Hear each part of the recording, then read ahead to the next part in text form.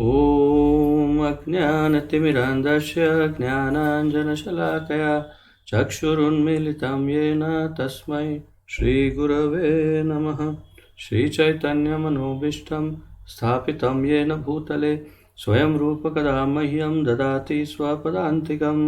वन्देऽहं श्रीगुरुं श्रीयुतपदकमलं श्रीगुरून् वैष्णवांश्च श्रीरूपं साग्रजातं सहगण रघुनाथान्वितं तं सजीवं साद्वैतं सावधूतं परिजनसहितं कृष्णचैतन्यदेवं श्रीराधाकृष्णपादान् सहगण ललिता श्रीविशाखान्वितांश्च।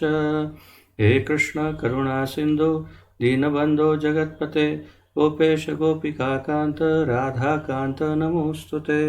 तप्त कांचन गौरांगी राधे वृंदावनेश्वरी वृषभानुसुते देवी प्रणमामि हरिप्रिये।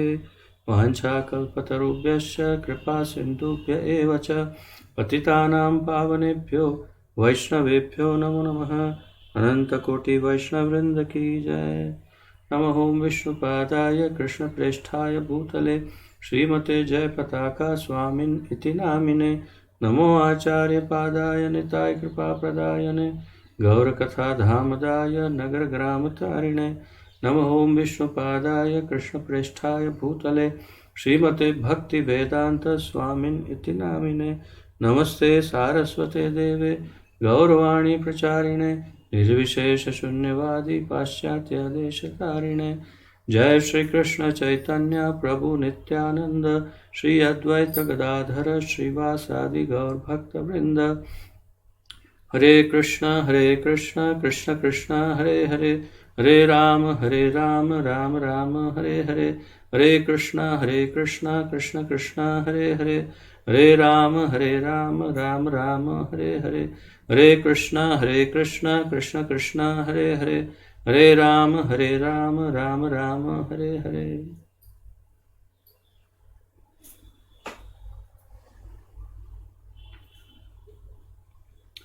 आप सबका बहुत आनंद पूर्वक स्वागत करता हूँ अत्यंत रोमांचक और ज्ञानप्रद इस कार्यक्रम में, जिसके अंतर्गत हम बहुत ही महत्वपूर्ण ग्रंथ भगवान श्री चैतन्य महाप्रभु का शिक्षामृत इसका अध्ययन कर रहे हैं, जिसका आलेखन हमारे इस्कॉन के संस्थापक आचार्य अभय चरणारविंद भक्तिवेदांत स्वामी श्रील प्रभुपाद जी ने किया है। श्रील प्रभुपाद की जय। तो आइए, जहाँ से कल विराम लिया था वहीं से आगे बढ़ते हैं। और आपको स्मरण होगा कल हमने क्या क्या चर्चा की।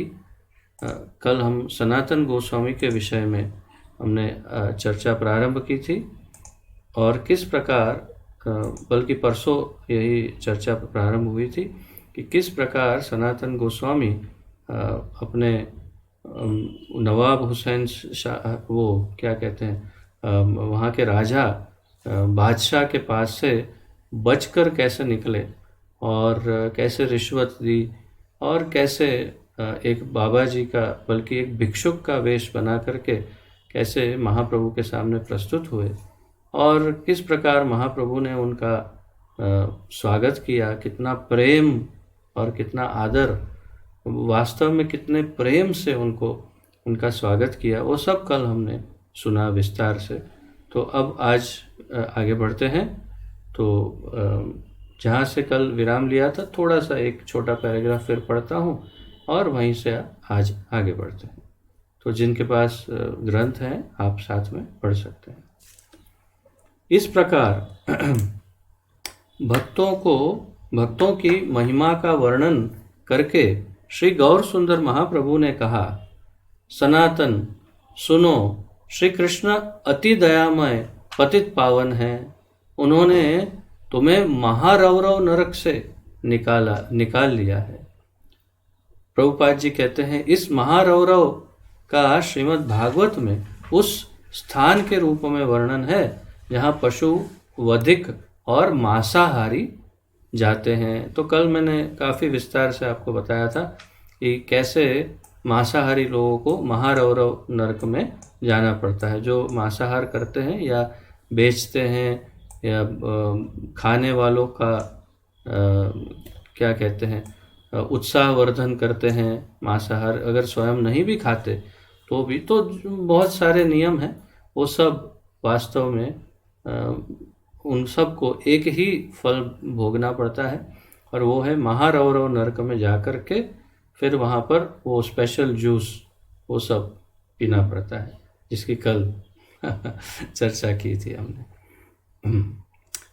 सब हंसते भी। हाँ, सब क्यों नहीं हंसेंगे, क्यों नहीं हंसेंगे, सबको जूस के बारे में पता चल गया कल, तो फिर हंसेंगे क्यों नहीं, हंसने जैसी बात है। और दो चीज़ के लिए हंसते हैं कि भाई हमने मांसाहार छोड़ दिया तो अब वो जूस नहीं पीना पड़ेगा, इसलिए भी तो हंस रहे हैं, सेटिस्फैक्शन से, एक संतोष है, हम बच गए, हम बच गए उसी ऐसे। लेकिन अगर हाँ मांसाहार प्याज लहसुन भी खाया तो जूस नहीं तो जूस का छोटा भाई कुछ तो पीना पड़ सकता है, तो इसलिए तो श्री कृष्ण की कृपा को तो मैं नहीं जानता, सनातन गोस्वामी ने कहा। चैतन्य महाप्रभु ने क्या कहा? चैतन्य महाप्रभु ने कहा कि तुम पर पूरी कृष्ण की कृपा हो गई है। तो इसके उत्तर में सनातन गोस्वामी कह रहे हैं, श्री कृष्ण की कृपा को तो मैं नहीं जानता। श्री सनातन गोस्वामी ने कहा, किंतु इतना अवश्य समझ रहा हूं कि मुझ पर आपकी अहेतु की कृपा है। आपने ही सांसारिक बंधन से मुझे मुक्त किया है। तो ये सामान्य बुद्धि की बात है, और वैसे भी ये बहुत ही बड़े विद्वान थे सनातन गोस्वामी, रूप गोस्वामी सामान्य जीव नहीं थे। कोई प्रदेश का मंत्री यदि हो, और वो भी उस जमाने में मंत्री पद इलेक्शन से नहीं मिलता था, काबिलियत से अर्थात कि योग्यता से मिलता था, तो वो कितने योग्य होंगे, कितने बड़े पंडित विद्वान प्रखर ज्ञानी होंगे, वो आप सोच सकते हैं, जिसके बलबूते पर उनको मंत्री, महामंत्री या प्रधानमंत्री, वित्त मंत्री ये सब पद उन्हें प्राप्त हो रहे थे। तो सामान्य जीव नहीं थे, तो जानते थे कि कृष्ण कृपा क्या होती है, और चैतन्य महाप्रभु स्वयं भगवान श्री कृष्ण ही है, ये भी वे स्पष्ट रूप से जानते थे। और इसीलिए उन्होंने कहा कि मैं कृष्ण कृपा को तो नहीं जानता, परंतु इतना अवश्य जानता हूं कि मुझ पर आपकी अहेतु की कृपा हुई है। अहेतु की, अहेतु की अर्थात इसमें कोई हेतु ना हो, कोई कारण ना हो, बिना कारण, उसे कहते हैं अहेतु की कृपा। स्वाभाविक रूप से किसी पर प्रेम या करुणा हो जाए और उसका कुछ उद्धार कर दे, उसे कहते हैं अहेतु की कृपा। तो ये महाप्रभु से कह रहे हैं सनातन गोस्वामी, और आपने मुझे सांसारिक बंधन से मुक्त किया है महाप्रभु की करुणा से। देखिए, ये पूरे घटनाक्रम में कहीं भी महाप्रभु वो जो बादशाह के पास से मुक्त होकर के वहां तक पहुंचे, उस पूरे घटनाक्रम में कहीं महाप्रभु का कोई रोल नहीं है प्रत्यक्ष रूप से, परंतु परोक्ष रूप से सब कुछ श्री चैतन्य महाप्रभु की ही इच्छा से हुआ है। ये बहुत स्पष्ट रूप से सनातन गोस्वामी जानते हैं और वही कह रहे हैं। श्री गौर सुंदर महाप्रभु ने उनसे जिज्ञासा की। महाप्रभु ने उनको पूछा, तुम बंधन से किस प्रकार छूट निकले? मैंने तो सुना था कि कारागार में हो। श्री सनातन ने अपनी मुक्ति का संपूर्ण वृत्तांत कह सुनाया। तो अब महाप्रभु उनसे पूछ रहे हैं कि भाई, मैंने तो सुना कि जेल में थे तुम, और तुम फ्री कैसे हुए? सब भगवान के रूप में सब जानते हैं, परंतु भौतिक रूप में क्योंकि वे एक भक्त का रूप लेकर रोल कर रहे हैं, भक्त का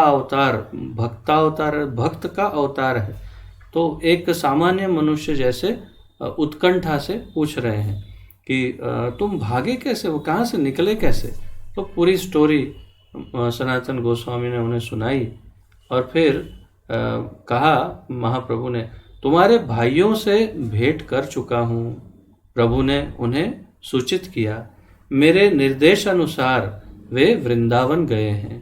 तो जैसे कि हमने इसके पहले चैप्टर में पढ़ा कि श्रील रूप गोस्वामी और श्री वल्लभ जो उनके छोटे भाई रूप गोस्वामी के, उनसे भेंट कर चुके हैं महाप्रभु, और उनको निर्देशन दिया, आदेश दिया महाप्रभु ने कि आप वृंदावन जाइए।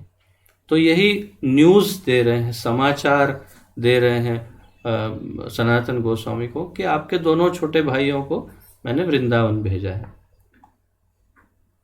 श्री महाप्रभु ने श्री तपन मिश्र तथा श्री चंद्रशेखर से श्री सनातन गोस्वामी का परिचय कराया। तो स्वाभाविक है, जिनके घर पे रुके हैं वो तपन, ये चंद्रशेखर, और फिर वहाँ पर एक और थे तपन मिश्र, तो इनका परिचय सनातन गोस्वामी से करवाया, क्योंकि वे तो नहीं जानते थे ये, उनको तो लग रहा था ये भिक्षुक है कोई। और फिर अगर आप में से किसी के पास ये हिंदी में बुक हो तो यहाँ प्रिंटिंग का बहुत भयानक, बहुत ही गंभीर भूल की है प्रिंटिंग में, तो उसे करेक्ट कर लीजिए। फिर दूसरी लाइन में लिखा है पतन मिश्र, लेकिन ये पतन मिश्र नहीं है, तपन मिश्र है। तथा श्री तपन मिश्र ने प्रसन्नता पूर्वक अपने घर भोजन के लिए उन्हें निमंत्रित किया। जब पता चला ये कौन है, ये महामंत्री, मुख्यमंत्री ये वो थे, और इतने बड़े विद्वान हैं और इतने शुद्ध भक्त हैं, फिर उन्हें आमंत्रित किया। प्रभु ने श्री चंद्रशेखर से श्री सनातन का क्षौर कराने को कहा, जिससे वे सज्जन लगने लगे। क्षौर का अर्थ है सफाई, अर्थात बाल, मुंडन, ये सब कुछ, दाढ़ी वाड़ी निकालना। तो महाप्रभु ने आदेश दिया चंद्रशेखर को कि जाइए, इनको जरा सलून ले जाइए और पूरा सफाई करवा दीजिए, जिससे वे सज्जन लगने लगे। तो इसका तात्पर्य ये है कि शायद वो सज्जन नहीं दिख रहे होंगे बड़ी हुई दाढ़ी और सब में। तो श्री सनातन गोस्वामी की लंबी बड़ी दाढ़ी श्रीमन महाप्रभु को उत्तम प्रतीत नहीं हो रही थी, अर्थात महाप्रभु को उनकी दाढ़ी पसंद नहीं आई। तो यहाँ से ये बात क्लियर है कि हमारे संप्रदाय में आप देखिए कि सिर्फ गौड़ीय मठ में वे दाढ़ी रखते हैं, बाल बढ़ाते हैं, दाढ़ी रखते हैं, और महीने में एक बार पूरा मुंडन करवाते हैं। परंतु हमारे प्रभुपाद जी ने इस्कॉन में ये नियम बनाया कि सभी भक्तों को संपूर्ण मुंडन, दाढ़ी, मूछ और बाल सब कुछ मुंडवा के उन्हें शिखा रखनी चाहिए और अच्छा दिखना चाहिए, सुंदर दिखना चाहिए। ये नहीं कि दाढ़ी बड़ी है, बाल बहुत बड़े बड़े हो गए या ऐसा कुछ, मतलब एक सज्जन की तरह बहुत ही सौम्य, जेंटलमैन जैसे अंग्रेजी में जिसे कहते हैं, वैसा दिखना चाहिए। तो यहाँ पर महाप्रभु भी ऐसा ही कह रहे हैं कि सनातन गोस्वामी को मुंडन करवाने के लिए कहा कि आप संपूर्ण सब सफाई करवा लीजिए।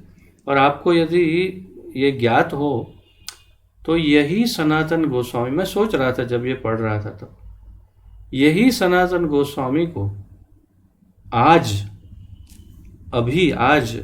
पूरा का पूरा उत्तर प्रदेश उन्हें मुंडिया बाबा के नाम से जानता है। हम उन्हें सनातन गोस्वामी के नाम से जानते हैं, परंतु ब्रज में पूरा ब्रज और यहाँ तक कि ब्रज के बाहर उत्तर प्रदेश में कई जगहों पर, लगभग सभी जगह पे उन्हें मुंडिया बाबा के नाम से जानते हैं। उसका क्या तात्पर्य है? ये शब्द मुंडिया अर्थात जो मुंडन रखते हैं, हमेशा बाल कभी रखते नहीं, उन्हें मुंडिया कहते हैं। उसका तात्पर्य स्पष्ट है कि उसके बाद सनातन गोस्वामी हमेशा मुंडन, बिल्कुल अच्छे से मुंडन रखते होंगे। तो पूरे ब्रज में मुंडिया बाबा के नाम से प्रचलित हुए, और इतना ही नहीं, इतने अधिक प्रचलित हैं, इतने अधिक कि उनके तिरोभाव दिवस पर जब उन्होंने अपना शरीर त्याग किया ब्रज में, उस दिन यहाँ पर पूरा का पूरा ब्रज और बाहर से भी पूरे उत्तर प्रदेश और भारत में कई जगहों से लोग यहाँ पर गोवर्धन परिक्रमा करने आते हैं। क्योंकि सनातन गोस्वामी जब ब्रज में थे तो उनका ये नियम था, प्रतिदिन वे गोवर्धन परिक्रमा लगाते थे, प्रतिदिन। और कितने भी वृद्ध हो गए, परंतु परिक्रमा लगाते थे। और फिर एक बार भगवान से नहीं रहा गया, उन्होंने साक्षात दर्शन देकर कहा कि बाबा अब बहुत बूढ़े हो गए हो, अभी रहने दो, परिक्रमा नहीं लगाओ तो क्या फर्क पड़ेगा। तो उन्होंने कहा कि नहीं नहीं, मेरा ये नियम है, मैं कैसे छोड़ूं, मैंने तो नियम लिया है। तब ठाकुर जी ने गिरिराज की एक शिला उठाई और उस पर अपना दाहिना चरण रखा, अपनी बंसरी रखी, मयूर पंख रखा, गाय जो थी उसका चरण रखा, लकड़ी रखी, और फिर कहा कि ये देखो, ये सब चिन्हों वाली ये गिरिराज शिला मैं तुम्हें दे रहा हूँ, इसकी तुम 4 बार, इस शिला की तुम 4 बार परिक्रमा करोगे तो पूरे गोवर्धन की परिक्रमा का फल तुम्हें प्रतिदिन मिलता रहेगा। तो अब तुम कष्ट मत लो। तब फिर जाके सनातन गोस्वामी ने उसकी परिक्रमा करना आरंभ किया होगा। ये शिला आज भी यहाँ पर श्री श्री राधा दामोदर मंदिर में है, जैसे कि आप जानते हैं। और जो मेरे साथ यहाँ यात्रा पर आए हैं सब इसकी परिक्रमा कर चुके हैं। और अब जो अगले साल जो आएंगे वो आतुर रहिए, सब तैयार रहिए कि दीपावली के टाइम पे यहाँ ब्रज में ही आना है और हमारे साथ यात्रा करना और ये सब दुर्लभ दर्शन करना है। तो वो ओरिजिनल शिला अब यहाँ है विराजमान, जिसकी हम परिक्रमा लगाते हैं। तो वो उनके उस नियम के कारण प्रतिदिन गिरिराज की परिक्रमा पूरा व्रज आज उनको सम्मानित करता है। और उनके तिरोभाव दिवस, शरीर त्याग करने वाले दिन, पूरा ब्रज और बाहर से कई लाखों लोग गिरिराज की परिक्रमा उस दिन लगाकर उन्हें अपनी श्रद्धांजलि अर्पण करते हैं। और इतनी अधिक भीड़ होती है, इतनी अधिक कि आप कल्पना नहीं कर सकते। लाखों में, जैसे रथ यात्रा में जैसे लाखों लोग जाते हैं, वैसे यहाँ लाखों लोग ट्रेन भर भर के, यहाँ पर ट्रेन की छतें भरी रहती है, उतने लोग यहाँ ये परिक्रमा लगाने आते हैं। मुंडिया पूर्णिमा उसे कहते हैं, जिस वास्तव में ये हमारी गुरु पूर्णिमा जो दिन है वही दिन उनका तिरोभाव है, उसे मुंडिया पूर्णिमा कहते हैं यहाँ पे। तो ये था सनातन गोस्वामी का थोड़ा संक्षिप्त परिचय। तो उन्होंने फिर मुंडन करवाने के लिए कहा। स्नान एवं क्षौर के अतिरिक्त उन्होंने श्री चंद्रशेखर से श्री सनातन गोस्वामी को नवीन वस्त्र पहनाने को भी कहा। तो महाप्रभु ने कहा आप इन्हें मुंडन वगैरह हो जाए, उनका स्नान वगैरह हो जाए तो उनको नए वस्त्र प्रदान कीजिए, जिससे ये और सुंदर दिखने लगे। लेकिन देखिए सनातन गोस्वामी क्या करते हैं, जब श्री महाप्रभु को पता चला, स्नान करने के बाद श्री चंद्रशेखर ने उन्हें कुछ उत्तम वस्त्र दिए सनातन गोस्वामी को। जब श्री महाप्रभु को पता चला कि श्री सनातन ने नवीन वस्त्र स्वीकार नहीं किए, वरन तपन मिश्र से कुछ पुराने वस्त्र ही लेकर पहने, तो वे अत्यंत प्रसन्न हुए। महाप्रभु, श्री महाप्रभु भिक्षा के लिए भी तपन मिश्र के घर गए और श्री सनातन गोस्वामी के लिए थोड़ा भोजन रखने के लिए उनसे कहा। तो देखिए कब कब कितनी बार और क्यों महाप्रभु प्रसन्न होते हैं वो आप देखिए। नोट्स जो लिख रहे हैं उनके लिए विशेष है कि कब कब महाप्रभु प्रसन्नता व्यक्त करते हैं सनातन गोस्वामी के प्रति, वो आप नोट अवश्य करिएगा, क्योंकि हमारे लिए इसलिए महत्वपूर्ण है क्योंकि यही उनकी शिक्षा है। इसी से हमें शिक्षा ग्रहण करनी है कि कैसे भगवान प्रसन्न होते हैं। तो ये स्वयं कृष्ण है और स्वयं कृष्ण कैसे, किन कारणों से प्रसन्न होते हैं वो हमें सीखना है। तो यहाँ से यही आपको नोट करना है कि कैसे कैसे प्रसन्न होते। तो सबसे पहले जो पहले तो आपने लिखा होगा, परंतु इसे अलग से लिखते रहिएगा कि या एक अलग पेज निकाल करके कैसे कब महाप्रभु प्रसन्न होते। तो देखिए सबसे पहले तो जब यहाँ से अगर शुरुआत करें तो जब नए वस्त्र न लेकर के पुराने वस्त्र जब उन्होंने धारण किए तो महाप्रभु बहुत प्रसन्न हुए। तो ये दीनता अपनी प्रदर्शित कर रहे हैं सनातन गोस्वामी, जिससे भगवान प्रसन्न हो रहे हैं। और फिर महाप्रभु तपन मिश्र के वहीं प्रसाद लेने या भिक्षा मांगने गए, और उन्होंने फिर उनसे ये भी निवेदन किया कि आप थोड़ा सा ये सनातन गोस्वामी के लिए रख लेना। तो श्री तपन मिश्र ने श्री सनातन गोस्वामी को परंतु भोजन नहीं दिया, अपितु प्रभु के भोजन कर लेने पर उनका प्रसादन अर्पित किया, जबकि श्री महाप्रभु विश्राम कर रहे थे। तो महाप्रभु ने कहा था कि इसको भी थोड़ा भोजन देना, प्रसाद देना, लेकिन प्रसाद अर्थात भगवान का प्रसाद। लेकिन तपन मिश्र भी जानते थे कि सनातन गोस्वामी को क्या अच्छा लगेगा, और ये एक हमेशा शिष्टाचार है कि जब कोई अत्यंत वरिष्ठ गुरु या बहुत पूजनीय व्यक्ति, विशेष रूप से वैष्णव, कोई पूजनीय वैष्णव या गुरु हो या आदरणीय सीनियर कोई भक्त हो, तो उनका उच्चिष्ट प्रसाद लेना ये बहुत सम्मानजनक और बहुत ही ज़्यादा उत्तम माना जाता है। और ये आवश्यक, हम इसकी चर्चा कर चुके हैं जब नारद मुनि का उदाहरण लिया था। तो सनातन गोस्वामी को सबसे अच्छा तो महाप्रभु का प्रसाद ही लगता। तो तपन मिश्र ने उन्हें भोजन न दे करके महाप्रभु का जो प्रसाद था वो महाप्रसाद उन्हें अर्पण किया, और वो भी तब जब महाप्रभु विश्राम कर रहे थे। विश्राम के बाद श्री महाप्रभु ने अपने एक भक्त महाराष्ट्रीय ब्राह्मण का श्री सनातन गोस्वामी से परिचय करवाया। वहाँ कोई महाराष्ट्र के ब्राह्मण थे वैष्णव, उन्हें उनका परिचय करवाया सनातन गोस्वामी से। उस ब्राह्मण ने श्री सनातन को बनारस निवास के समय में नित्य अपने स्थान पर भिक्षा करने को निमंत्रण दिया।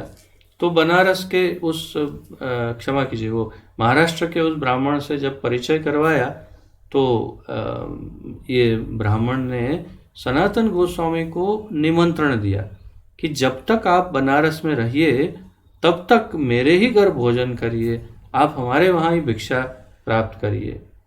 तो ये तो स्वाभाविक है कि उनका कार्य सरल करने के लिए उन्होंने कहा कि आप हमारे घर पे ही लेना भिक्षा। तो क्या होता है देखिए, जब तक मैं बनारस में हूं तब तक द्वार द्वार में भिक्षा मांगूंगा, श्री सनातन गोस्वामी बोले, किंतु करुणामय श्रीमन महाप्रभु अवश्य आपका निमंत्रण स्वीकार करेंगे। तो सनातन गोस्वामी ने और एक बार अपनी विनम्रता का, दीनता का प्रदर्शन किया और कहा कि मैं जब तक बनारस में हूँ मैं प्रत्येक द्वार जाकर के भिक्षा मांगूंगा।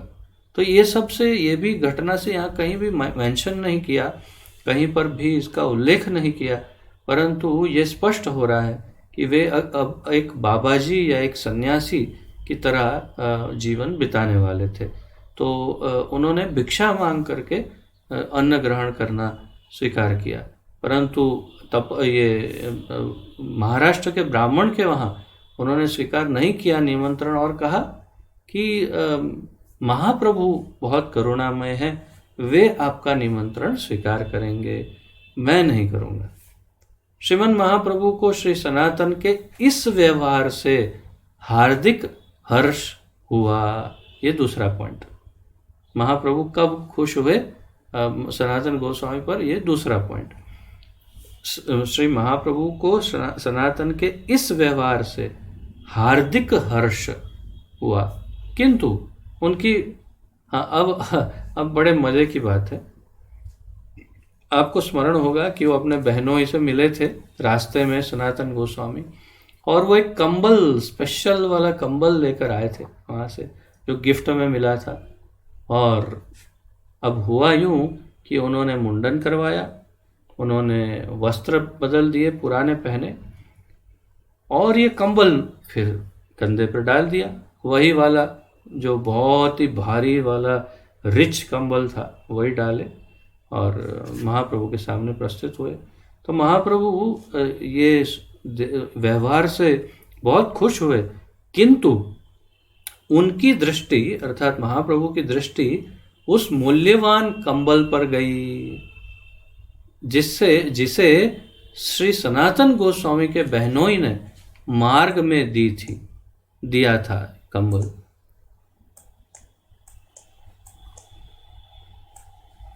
श्री महाप्रभु ने कुछ नहीं कहा, पर श्री सनातन समझ गए।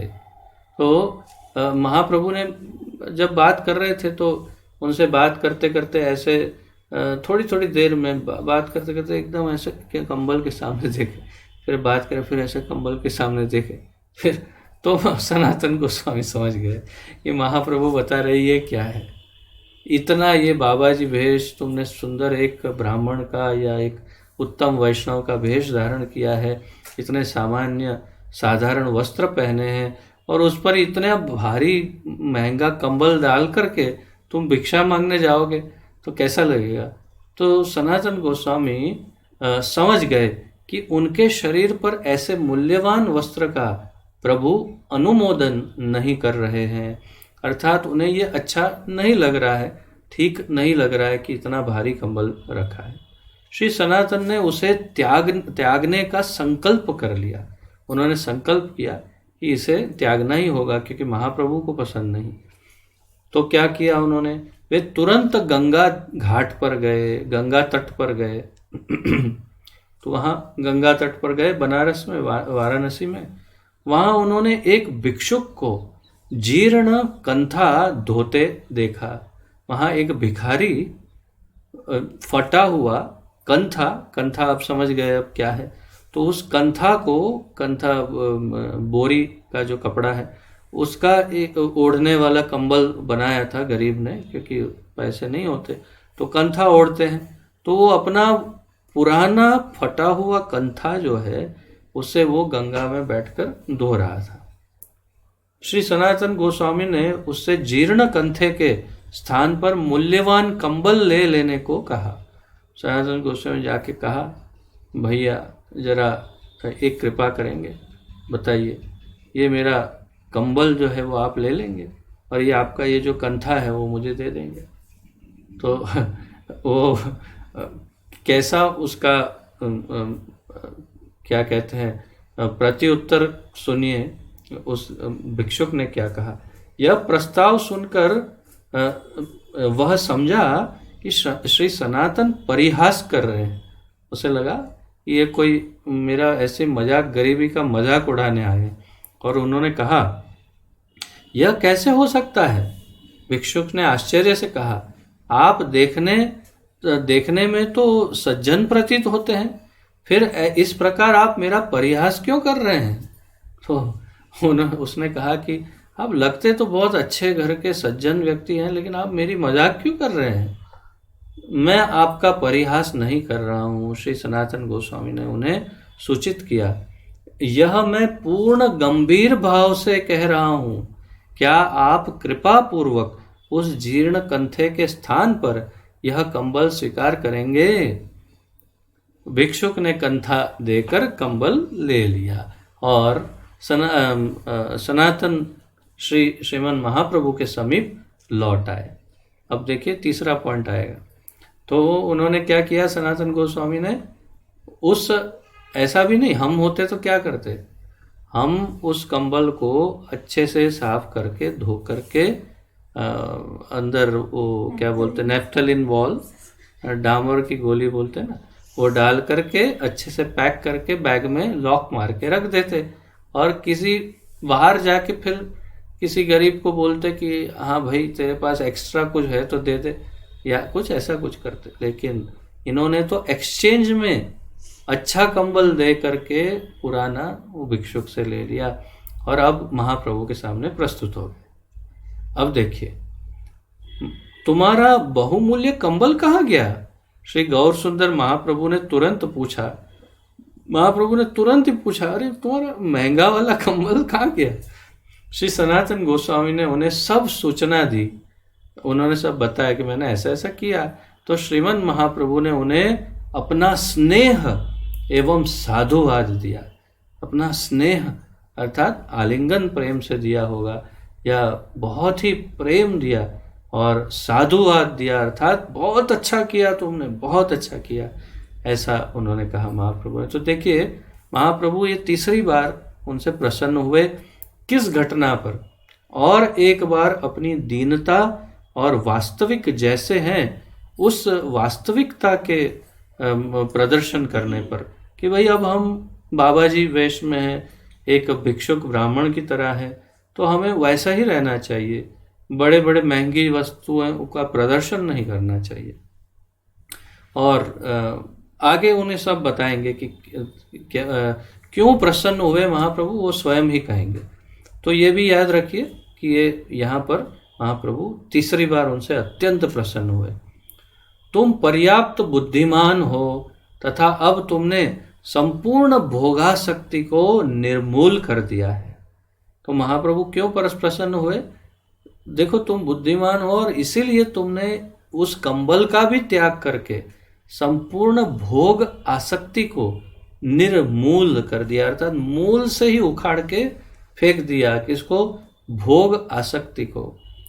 कुछ अच्छी अच्छी वस्तु होगी तब तो हम भोग करेंगे, जब है ही नहीं कोई ऐसी अच्छी वस्तु तो फिर भोग किसका करेंगे। भाव यह है कि सेवा भक्ति के लिए, प्रभुपाद जी कह रहे हैं, भाव यह है कि सेवा भक्ति के लिए किसी को भगवान तभी स्वीकार करते हैं जब वह प्राकृत परिग्रहों से पूर्णतः मुक्त हो जाए। यह है गोल्डन सेंटेंस, स्वर्णिम वाक्य, इसे लिख सकते हैं। भाव यह है कि सेवा भक्ति के लिए किसी को भगवान तभी स्वीकार करते हैं जब वह प्राकृत परिग्रहों से, प्राकृत परिग्रह अर्थात हमारे जो भी मोह या आशाएं, अपेक्षाएं, इच्छाएं, बहुत ही कामनाएं, वासनाएं या हमारी आसक्ति, तो प्राकृत परिग्रहों से पूर्णतः मुक्त हो जाए, तभी भगवान उसे अपनी सेवा में स्वीकार करते हैं। श्री महाप्रभु ने आगे कहा, इतना मूल्यवान कंबल देह पर डाले हुए भिक्षा मांगना शोभा नहीं देता। यह परस्पर विरोधी होने से धर्म हानि होती है और लोग भी उपहास करते हैं। तो महाप्रभु ने यह महत्वपूर्ण बात की कि भाई यदि तुम भक्त हो, एक सामान्य भक्त या ब्राह्मण हो, तो तुम इतने मूल्यवान वस्त्रों को पहन करके अगर भिक्षा मांगने जाओगे तो फिर लोग उपहास करेंगे। हमारे इस्कॉन में भी भक्त जो है, कुछ भक्त नहीं समझ पाते, तो वो भी फिर बहुत ही महंगे महंगे कपड़े पहन करके, हाथ में आईफोन या ऐसा कुछ ले करके फिर जाएंगे किसी के पास, डोनर के पास, डोनेट। अरे भाई वो डोनर देखे वो आईफोन इस्तेमाल कर रहे, अरे इतना महंगा कपड़ा पहना है वो 5-10 हज़ार वाला जूट का, तो फिर कैसे डोनेशन मिलेगा?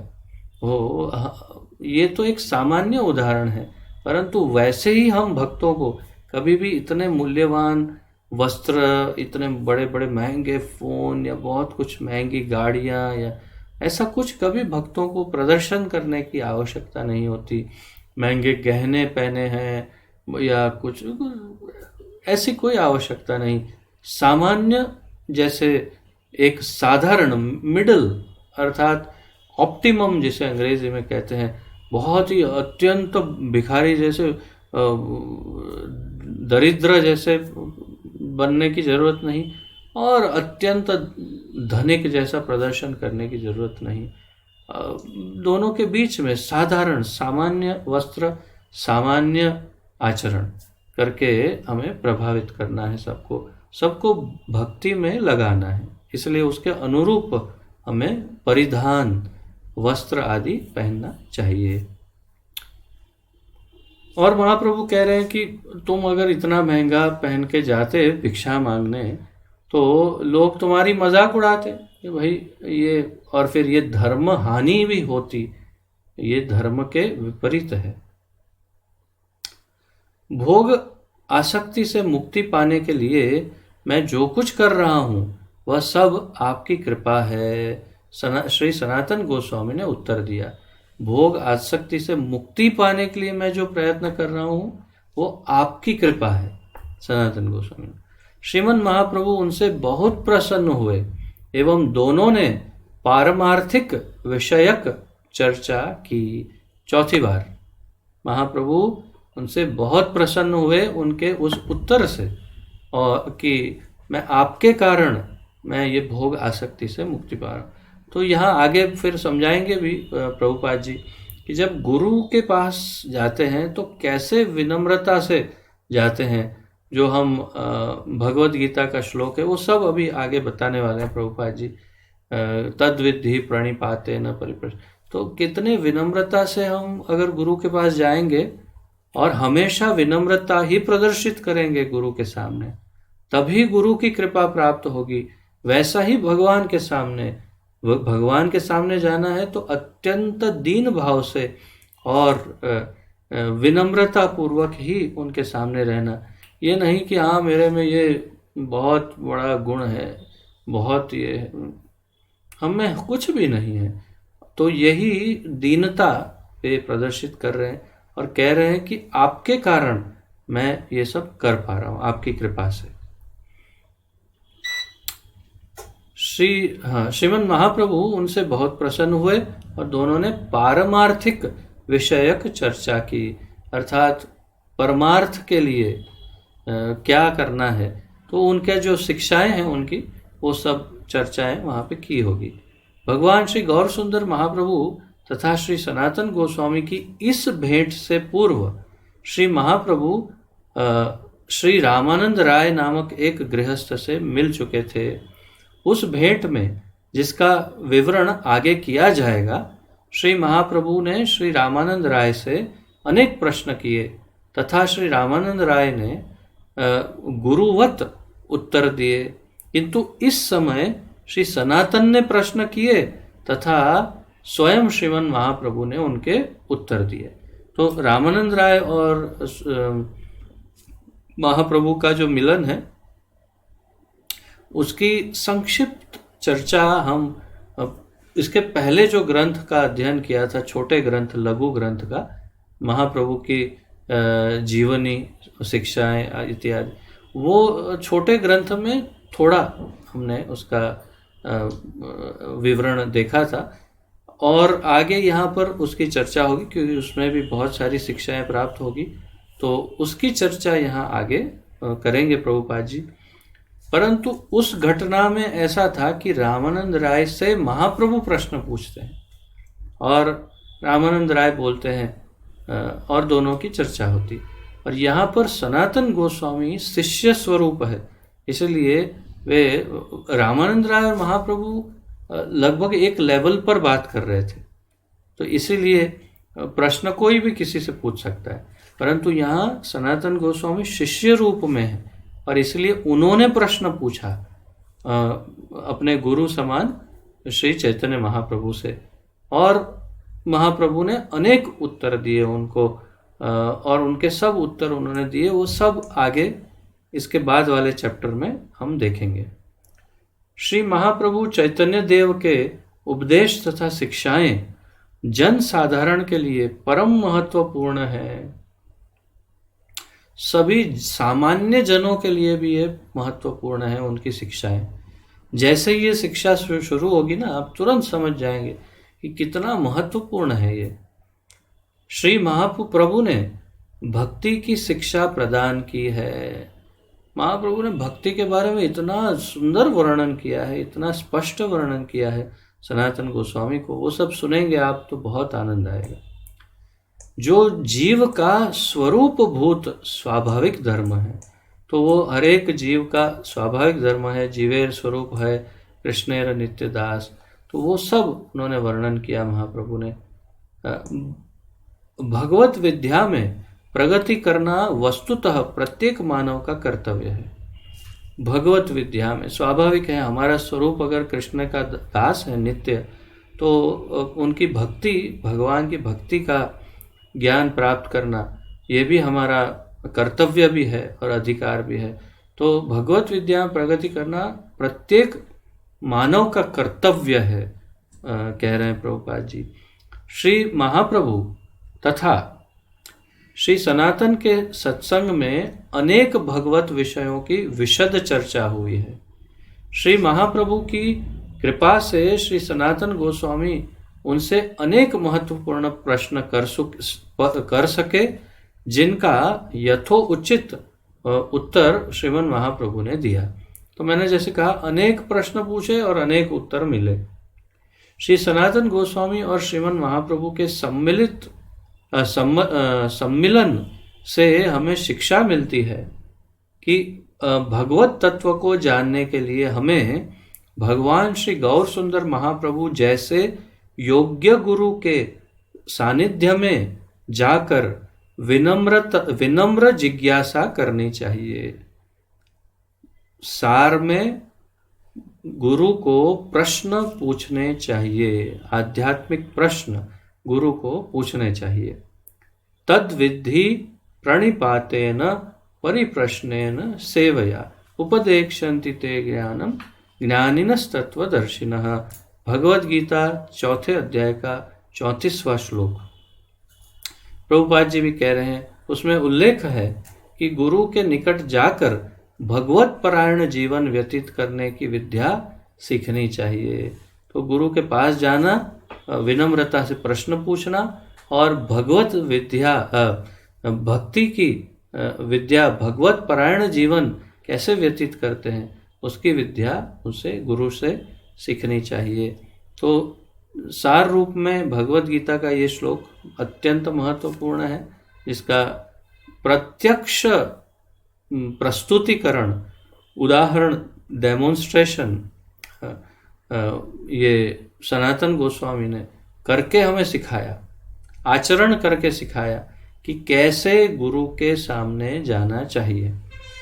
अत्यंत दीन भाव से गए और अत्यंत विनम्रता पूर्वक उनसे प्रश्न पूछे।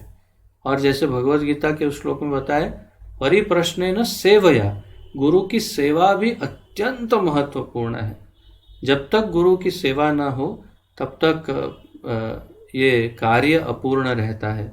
गुरु को प्रसन्न करना है, विनम्रता प्रस्तुत करनी है, सेवा प्रदान करनी है, अर्पण करनी है, सेवा अर्पण करनी है और प्रणाम करना है। तद्वित्ति प्रणिपातेन, प्रणिपात प्रणाम करना है गुरु को। और फिर अंत में परिप्रश्नेन, प्रश्न पूछना है गुरु को।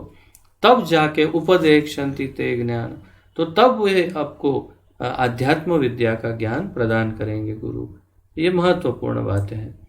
ये था द्वितीय अध्याय श्री सनातन गोस्वामी।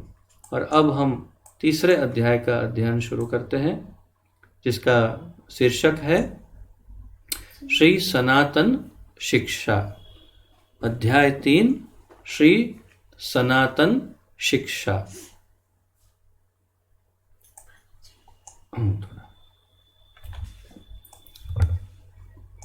तो अब इस अध्याय में सनातन गोस्वामी को जो भी शिक्षा प्रदान की है महाप्रभु ने, उसका अब अच्छे से बहुत सुंदर सा वर्णन आएगा। तो अब आपको नोट्स थोड़ा अधिक लिखना पड़ेगा।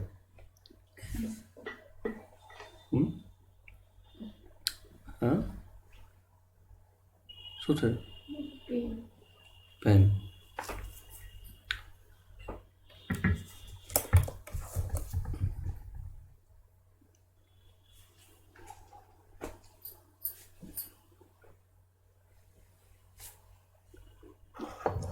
तो आइए आरंभ करते हैं।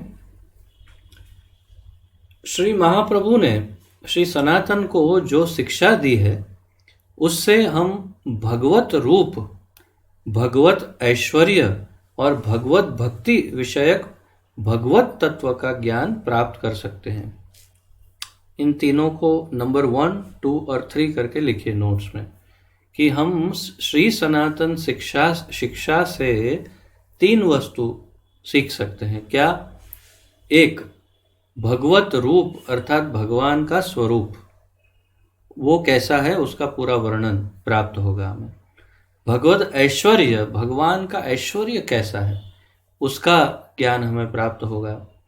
और 3, भगवत भक्ति विषयक भगवत तत्व, अर्थात भगवान की भक्ति के लिए क्या क्या आवश्यक है वो सब ज्ञान भी हमें इससे प्राप्त होगा। तो ये 3 महत्वपूर्ण बातें जो हम सनातन शिक्षा से प्राप्त करने वाले हैं, भगवद रूप, भगवद ऐश्वर्य और भगवत भक्ति विषयक भगवद तत्व का ज्ञान।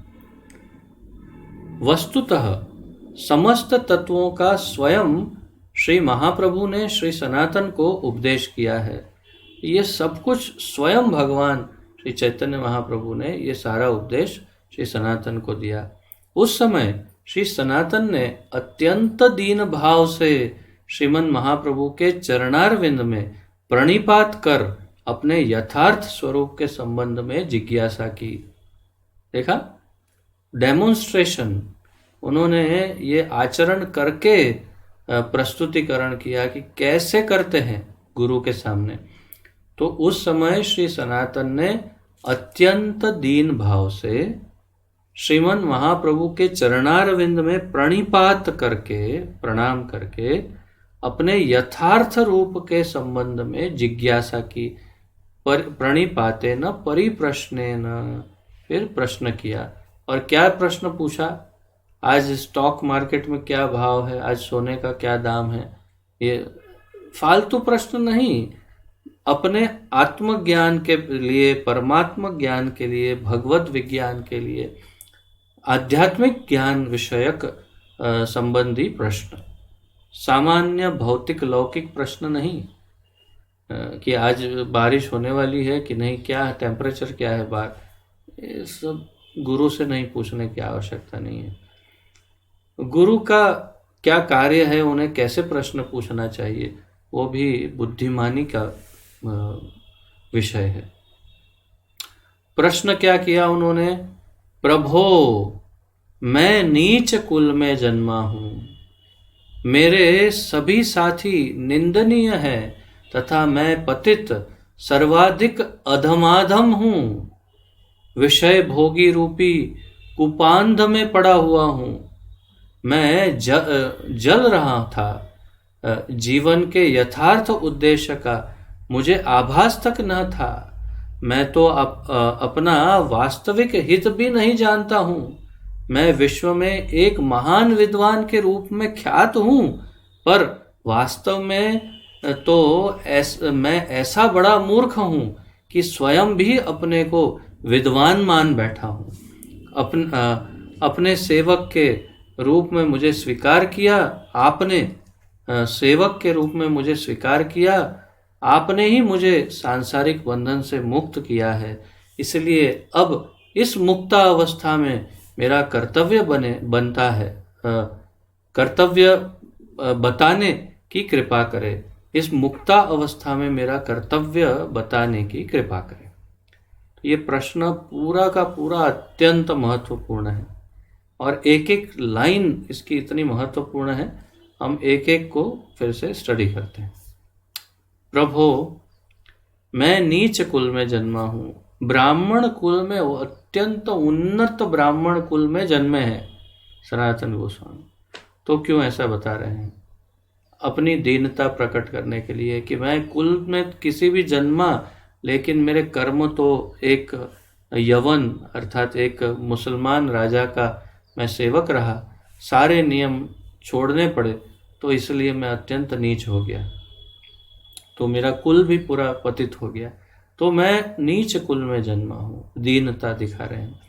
मेरे सभी साथी निंदनीय हैं क्योंकि सब मुसलमान हैं, सब के सब धर्म विरुद्ध अर्थात वैदिक नियमों के विरुद्ध कार्य कर रहे हैं। अपना धर्म निभा रहे होंगे, लेकिन हमारे वैदिक नियम के तो विपरीत करते हैं, गाय का मांस भक्षण करते हैं इत्यादि। तो मैं इतने निंदनीय तथा मेरे सभी साथी निंदनीय हैं तथा मैं पतित सर्वाधिक अधमाधम अर्थात अधमों में भी सर्वाधिक अधम हूँ। तो मैं, मेरे साथी तो निंदनीय है, परंतु मैं कितना पतित हूँ। सर्वाधिक अधम जो होते हैं, सबसे पतित, उससे भी अधिक पतित, अधमाधम, अर्थात मुझसे अधिक पतित कोई नहीं है। इससे मुझे ऐसे ही स्मरण हो रहा है कि हमारे गुरु महाराज श्री जय पताका स्वामी गुरु महाराज ने एक बार प्रभुपाद से कहा, प्रभुपाद, आई एम द मोस्ट फॉलन। अर्थात जैसे ये सनातन गोस्वामी ने जो महाप्रभु को कहा, वही गुरु महाराज ने प्रभुपाद जी को कहा कि मैं अधमाधम हूँ, मैं अधमाधम हूँ, अर्थात I am the most fallen. तो प्रभुपाद जी ने कहा, you are most nothing, you are most nothing, अर्थात तुम ये अधमाधम, अर्थात सबसे अधिक पतित, ये सबसे अधिक है, उसमें भी एक अहंकार है कि मैं सबसे बड़ा पतित हूँ। तो प्रभुपाद ने कहा, तुम सबसे बड़े कुछ नहीं हो, पतित भी नहीं, अर्थात तुम्हारा वो अहंकार भी छोड़ना है कि मैं सबसे बड़ा पतित हूँ। देखा, वो भी अहंकार नहीं होना चाहिए एक भक्त को। तो खैर, यहाँ महाप्रभु को ये बता रहे हैं, पूछ रहे हैं प्रश्न। तो विषय भोग रूपी कूप अंध में पड़ा हुआ मैं जल रहा था। विषय भोग रूपी कूप अर्थात कुआं, और कैसा? अंधा कुआं। विषय भोग का अंधा कुआं। अंधे कुएं में कोई गिर जाता है, बाहर निकलना असंभव है, क्योंकि एक तो कुआं अंधा है, कुछ दिखाई नहीं दे रहा है, और अंदर से आवाज लगाए, जोर जोर से चिल्लाए, बाहर कोई सुनने वाला होगा तब ना। तो अंधेरे में, अंधकार में कोई अंधे कुएं में गिर गया, मतलब गया काम से। तो ऐसे विषय भोग रूपी कूप अंध में पड़ा हुआ मैं जल रहा था। अंधा कुआं पानी बिना का, उसमें गिरे और फिर जल रहे हैं। जीवन के यथार्थ उद्देश्य का मुझे आभास तक न था। अर्थात जीवन में यथार्थ उद्देश्य क्या है, जीवन क्यों मिला है, ये जीवन किस लिए मिला है, उसका आभास, उसका ज्ञान भी मुझे नहीं था, ऐसा कह रहे हैं। मैं तो अपना वास्तविक हित भी नहीं जानता हूँ। मैं अपना स्वयं का वास्तविक हित क्या है, मेरा हित क्या है, मेरे लिए क्या अच्छा है, मैं नहीं जानता। ऐसे कई बार हम उदाहरण देते, छोटा बच्चा, अब छोटे बच्चे को, बहुत छोटा शिशु जन्मा है या फिर 4-5 साल, 8-10 साल तक, उसे अपने हित के बारे में कोई ज्ञान नहीं होता। उसका हित केवल उसके माता पिता ही करते हैं। तो उसी प्रकार हमें भगवान के ऊपर संपूर्ण रूप से आश्रित होना चाहिए। अगर हमारे साथ कुछ हुआ तो हम ओह देखो कैसा हो गया, नहीं, हम भगवान के भक्त हैं और हमारे साथ सब कुछ अच्छा ही होता है, हमारे साथ कुछ बुरा हो सकता ही नहीं है। ये पूर्ण श्रद्धा होनी चाहिए। और अवश्य रक्षिवे कृष्ण विश्वास पालन, कृष्ण रक्षा करेंगे, अच्छा सब अच्छा ही देंगे। ये विश्वास जैसे एक बच्चे को होता है कि मेरी माँ मुझे अच्छा ही करेगी, मेरा कभी बुरा नहीं करेगी, ऐसा विश्वास। तो यहाँ पर ये कह रहे मुझे तो ज्ञान ही नहीं था कि मेरा अच्छा क्या है, ये तो मुझे आभास भी नहीं था। मैं तो अपना वास्तविक हित भी नहीं जानता हूँ, मैं अपना खुद का हित भी नहीं जानता। मैं विश्व में एक महान विद्वान के रूप में ख्यात हूँ। पूरे विश्व में सनातन गोस्वामी की ख्याति थी, इतने बड़े विद्वान थे वे। पर वास्तव में मैं तो ऐसा बड़ा मूर्ख हूँ कि वो कह रहे हैं, लेकिन वास्तव में मैं इतना बड़ा मूर्ख हूँ कि मैं स्वयं भी अपने आप को विद्वान मान बैठा हूँ। तो मैं ये स्वीकार कर लिया कि हाँ मैं बहुत बड़ा विद्वान, तो मैं कितना मूर्ख हूँ। ये अपनी दीनता, अपनी विनम्रता प्रकट कर रहे हैं। आपने सेवक के रूप में मुझे स्वीकार किया, आपने ही मुझे सांसारिक बंधन से मुक्त किया है, इसलिए अब इस मुक्तावस्था में मेरा कर्तव्य बनता है, क्षमा कीजिए, मेरा कर्तव्य बताने की कृपा करें। तो अब आपने जब मुझे स्वीकार कर ही लिया है सेवक के रूप में, और मुझे मुक्त करने के लिए आपने संकल्प ले ही लिया है, तो फिर आप मुझे इस मुक्त अवस्था में जब मुक्त कर ही दिया है तो मेरा क्या कर्तव्य है, आपके प्रति क्या कर्तव्य है, या मुझे क्या करना चाहिए, वो आप मुझे बताने की कृपा करें। ऐसा विनम्र, अत्यंत विनम्र प्रश्न सनातन गोस्वामी ने पूछा। इसके पश्चात महाप्रभु उन्हें बहुत अच्छे उत्तर सब देते हैं। उसकी चर्चा हम कल करेंगे। आज यहीं पर विराम लेते हैं। थोड़ा सा 5 मिनट जल्दी आज विराम ले लेते हैं। तो आशा है आप सब इसका आनंद उठा रहे हैं। वास्तविक उपदेश तो कल ही शुरू होगा। कल नहीं, कल तो संडे है, परसों से हम इसका अध्ययन शुरू करेंगे। तो किसी का आज के इस विषय के उपलक्ष्य में कोई प्रश्न हो तो प्रस्तुत कर सकते हैं, अन्यथा हम विराम लेते हैं और फिर गुरु महाराज के लिए माला जप करेंगे मिल करके। किसी का कोई प्रश्न आदि है आज के इस विषय के उपलक्ष्य में?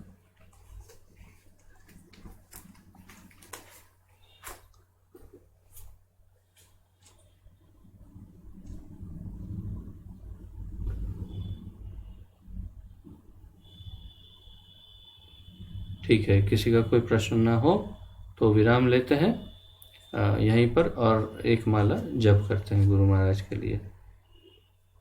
श्री चैतन्य महाप्रभु की जय। श्री सनातन गोस्वामी प्रभुपाद की जय। पतित पावन अभय चरणारविंद भक्ति वेदांत स्वामी श्रील प्रभुपाद की जय। पतित पावन गुरुदेव की जय।